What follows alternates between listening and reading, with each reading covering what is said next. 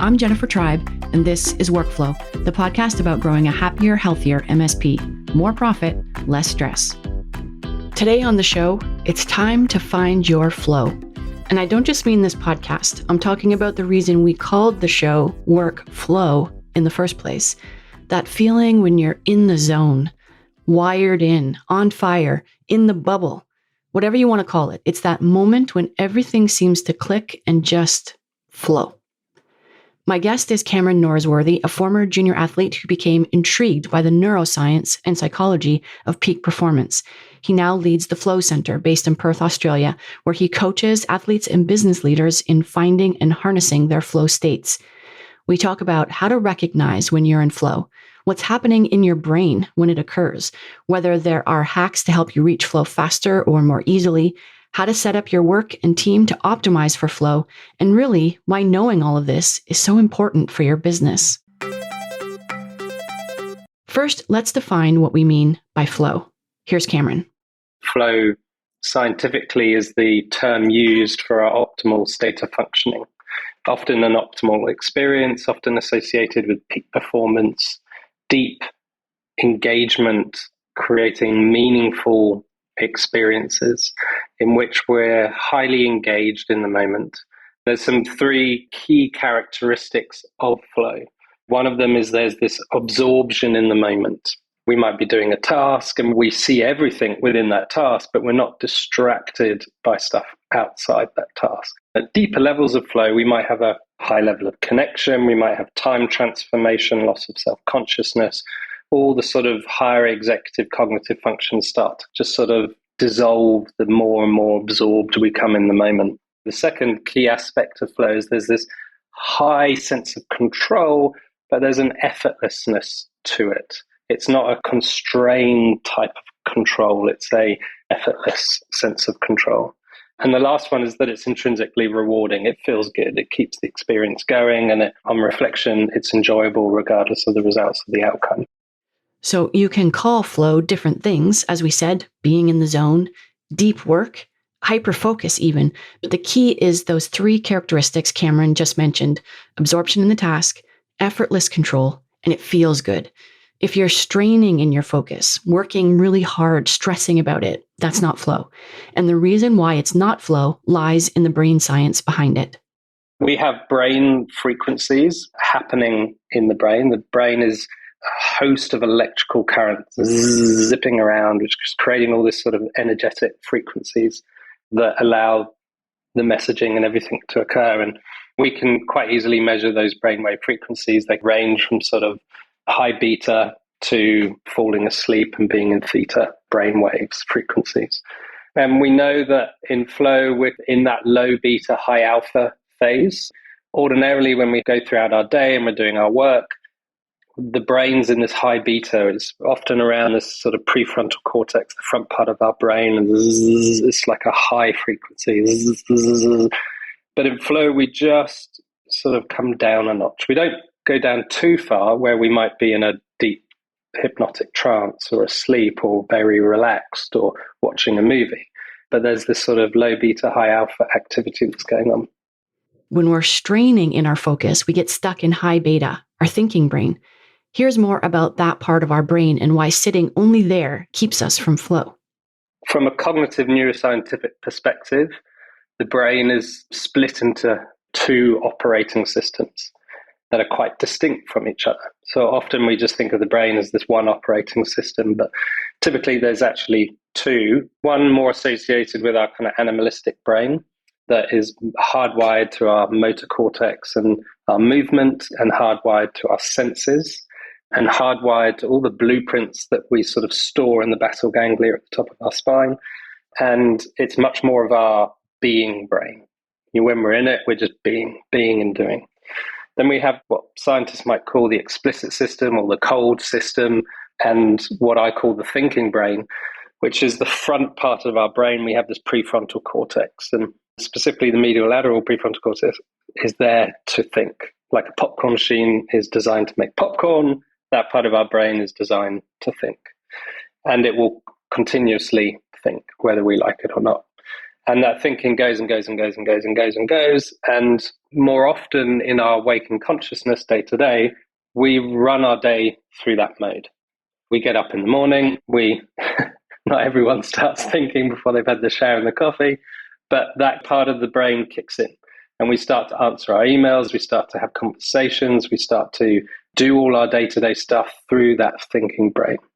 And there's a lot of value there. It's one of the higher functions of humanity and allows us to create so many incredible things. And the key characteristics there of that operating system is to be logical, to have reflexive thinking, to be able to sort of think about ourselves. It's filled with sort of conscious thinking. However, it's also extremely slow and very linear in its logical, sequential type of thinking. So there's this great flexibility of it, but extremely slow when it comes to processing. Rather than our being brain is the opposite. It's not very flexible. It kind of operates on pre-programmed training that we've installed there, but it's exceptionally fast, like 1 million times faster than the thinking brain. Ordinarily, we go through life with that thinking brain dominating our experience. But in flow, although they always work together, there's never just one and the other one's not there. They're always kind of working in tandem. But if you think of it as the thinking brain is normally captaining the ship, telling the being brain what to do, in flow, it's sort of a little bit of the reverse. We're in that being brain and we might use the faculties of that thinking brain as and when we need it, but the being brain is captaining the ship. After hearing the difference between the being and thinking brain, you can see why flow works so well for athletes. I imagine a tennis player, like Cameron used to be, a hockey player, a swimmer, sinking into their body, letting their being brain take over and move their muscles, almost on instinct. But it wasn't clear to me how flow could apply to more cerebral tasks like running a business, where it isn't about moving your body and you really need your thinking brain. Does flow really exist in business? Cameron started that answer by sharing the story of how he came to be a flow coach.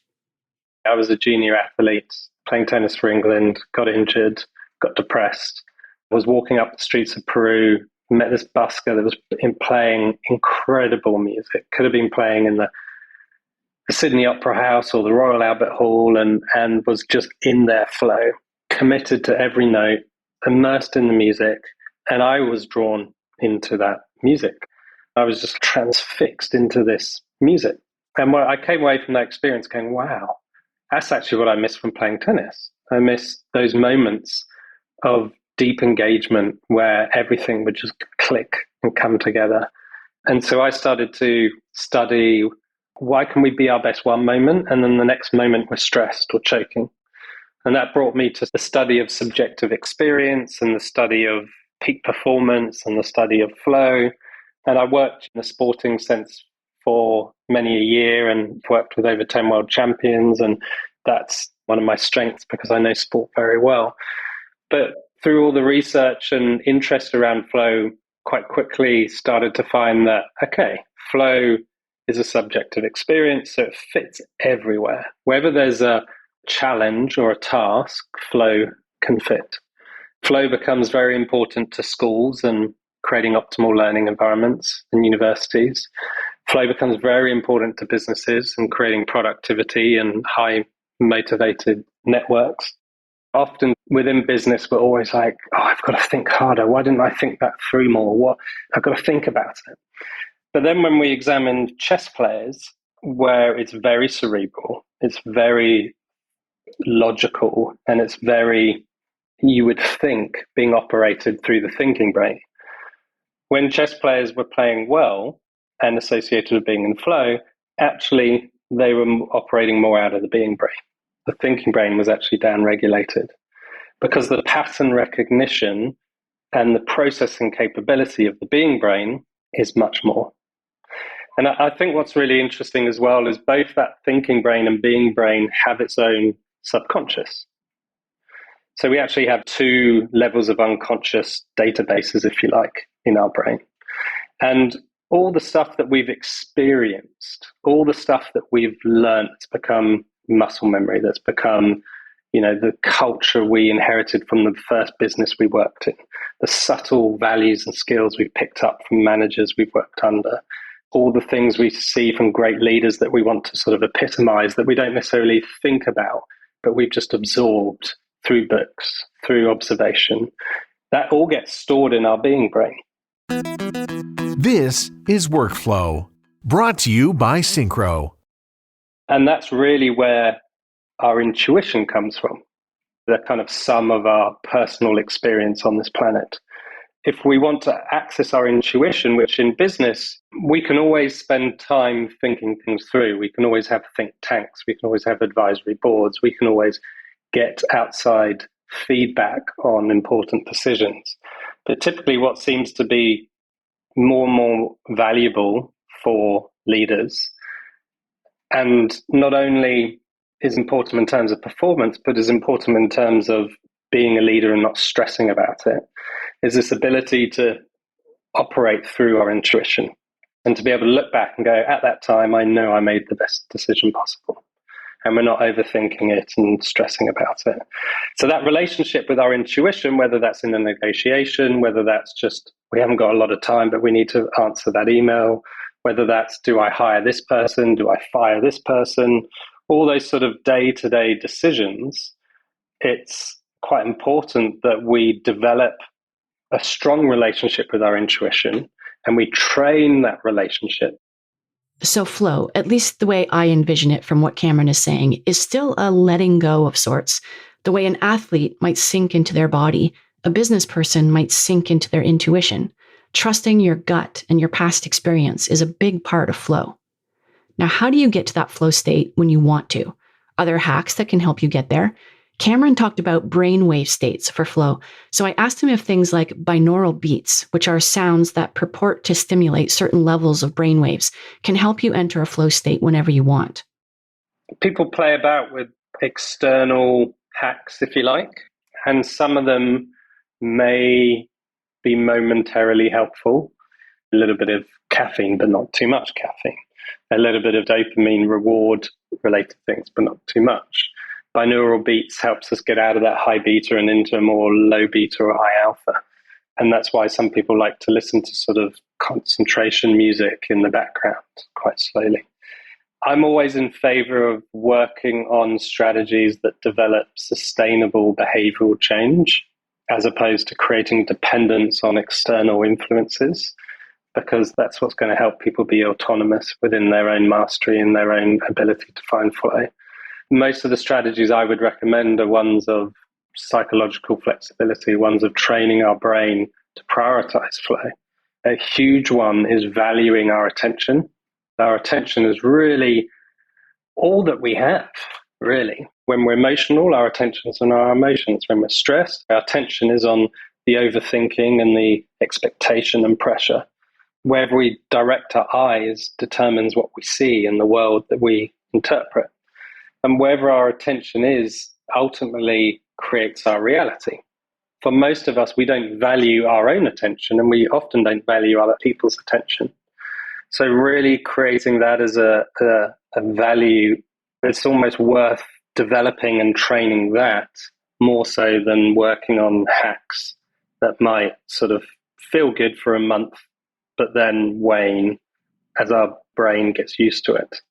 I don't sort of disencourage other stuff because it's all helping people to prioritize their states and their self-management of those states and hopefully optimize them towards flow. So it's all energy in the right direction. But in terms of best bang for someone's buck and creating sustainable change, I would work more on how can we manage our mind? How do we approach the task? How do we self-regulate within the day-to-day? And then how do we self-actualize? How do we actually allow ourselves to do our best work as opposed to sort of working at 70%? All right, so there are some tips and tricks that don't hurt to try, but if we want to get serious about structuring our work or our workplace for flow, what are the principles that are going to help us do that? So key one is creating an optimal level of challenge. When we unpack that, there's quite a few things that come out of that box. One of them is this idea of matching up the difficulty level with a person's skill. If the difficulty level is too low and the skill is too high, someone's going to get bored. They're going to get bored, demotivated, distracted, so forth. If the difficulty level is too high for the skill level, then we're going to be nervous and anxious and distracted and have inner conflict. And therefore flow is not possible. And just this one thing, I've worked in businesses and organizations to improve, and it's made a monumental difference. So just looking at every single person in the business and their overall role and their overall tasks for the day, and then breaking that down for their tasks within the hour, is there an optimal level of challenge that's being created? Is there clarity to the task goal? If there's not clarity, then that optimal level of challenge won't exist. Is there immediate and unambiguous feedback available? If there isn't, then conflict will occur and flow can't exist. Are people getting the feedback from whoever they need to get it from instantaneously, even if that's from their own self-assessment of the work? So are there clear task goals? Is there immediate and unambiguous feedback? Does that individual have the self-efficacy or the confidence to do that job? If they don't have the confidence, then it's unlikely they'll be able to meet that optimal level of challenge in a manner that's conducive to flow. All those things come together in order for us to manage that optimal level of challenge. And another key one is strengths. Flow is often found when we're using our strengths because we feel confident and we're willing to sort of just play with the edges of moving out of being in that over-controlled phase. So are the tasks that people are doing matched to their strengths? Then we can look at, okay, is someone highly motivated? We know that when we're highly motivated, that draws our attention in. And then we can look at how can we create high levels of motivation for people? Are people's personal goals aligned with the business goals? Do they have some intrinsic drive or motive to engage in this task? Another key thing that's important is giving people focused time. There's so much distraction with a million emails, a million messages, and there's this sort of presenteeism that gets in the way of everyone needs to be attentive to everyone else's requests as soon as possible. And it's often frowned upon in offices to actually say, no, I'm having my focus time. I'm actually having 2 hours without, or 3 hours without getting back to anyone because I'm focused. And that focus time is when flow can occur and when people feel good about their work and when great work gets done. So it's quite important to sort of set up a safe environment in which people can self-manage their time, albeit co-created and structured in a team dynamic so everyone's on the same page for flow to occur. There's lots of others, but those are the main key ones that can have the biggest wins. And often just thinking about those questions in regard to the office can have huge impact in terms of the design of the office and so forth. Just to recap, because there was a lot packed in there, Cameron talked about a handful of things that can help you find flow. The right level of challenge, not too hard, not too easy. Clear feedback, using your strengths, finding motivation, and focus time. He also mentioned confidence in your ability. And so I wondered, can we find flow in tasks that are new to us? For example, if you're a technician and you find yourself in the role of business owner, can you find flow in that? And what about imposter syndrome and other crises of confidence? Do they mean we can never find our groove? What's helpful is to look at anti-flow as distraction and conflict, whether that's external distraction and conflict, whether that's internal distraction and conflict. And imposter syndrome, is both. It creates a lot of internal conflict. Or I'm not good enough. Should I really be here? Can I really do this? Am I the best person for it? Which creates distraction. We then stop becoming focused on what we're doing and start creating more effort to internally get over the chaos and the inner conflict that's arising. Can we still find flow if we've got imposter syndrome? We can if we're able to focus all our attention externally on the task We don't need to be this highly self-actualized individual that has all of their self-development practices in place in order to find flow. But certainly when we have hang-ups, it will eventually break flow. If we don't deal with that imposter syndrome, it will become a hurdle to flow, and how big that hurdle is depends on how embedded that imposter syndrome is. And not just imposter syndrome, but you can move that on to trauma. You can move that on to ADHD. You can move that on to all sorts of facets that add to us becoming distracted, or in a conflict that rises and distracts our ability to really focus on the task. I hope you're feeling what I was feeling at this point in the conversation with Cameron, which was incredibly excited about the possibility of bringing more flow into my work and really eager to experiment. So I asked him, if this was all new to a business owner and they were interested in exploring how they could bring flow into their business, where would he recommend they start? The first, most important one is just really thinking about this idea of flow. And what if flow was the most important thing for the business? Right? In business, we're so preoccupied with KPIs, profit, quantifying things and measuring things. And that's all very important and very necessary. But we can almost put that into the feedback bucket. Information that tells us whether we're on the right path or not, as opposed to the destination we need to get to or the goal for working and engaging in what we're doing. Because when it does become the destination, when it does become the goal, those metrics often add stress, right? And they become a distraction and they add conflicts within the individual, and that performance goes down. So when we really start to think of, okay, let's say flow was at the core of my culture for my business, and the main thing I want people working in my business to achieve, then that often has quite a lot of knock-on effects. It creates a lot more questions, and it changes a lot of things. It changes how I manage someone else. It changes how I manage myself. It changes when I do certain type of work. It changes how I communicate with clients. It sort of changes so much of how we do the things we do that for some people that can be very scary and very difficult to kind of let go of always having those KPIs and outcomes right in front of our eyes. So, my first recommendation is just to take a morning out, or just sort of sit back in your chair, having a look at your team and employees and the business as a whole, and just sort of asking myself, are we in flow? Are we all working at our best at the moment? And what would need to change for that to happen? And often, some of these changes take money, and we often go, I can't afford it. It's more important that we put money into marketing or other areas of the business. But is that creating sustainable performance? And also, a lot of these changes don't require money, right? They're more cultural changes, and they may take a bit of time, and it might feel like, I don't have time. I'm too busy. I don't have enough seconds in the day as it is.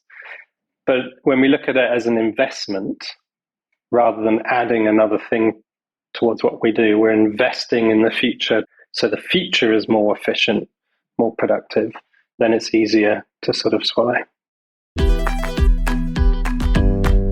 That was Cameron Norsworthy, performance coach and director of the Flow Center. You'll find contact info for Cameron, links to resources, and a full transcript of today's show in the show notes at syncromsp.com/podcast/007. That URL again for today's notes is syncromsp.com/podcast/007. What did you think of today's episode? Let us know with a review for Workflow on Apple Podcasts, or send me an email at podcast@syncromsp.com. If you do leave a review, take a screenshot so we know it's you, email it to me, podcast@syncromsp.com, and I'll send you your choice of a free Workflow or Synchro t-shirt. And don't forget to tell your friends about us. Until next time, this is Jennifer Tribe. Thanks for listening. Workflow for MSPs. Brought to you by Synchro, the all-in-one PSA, RMM, and remote access tool for running a profitable MSP.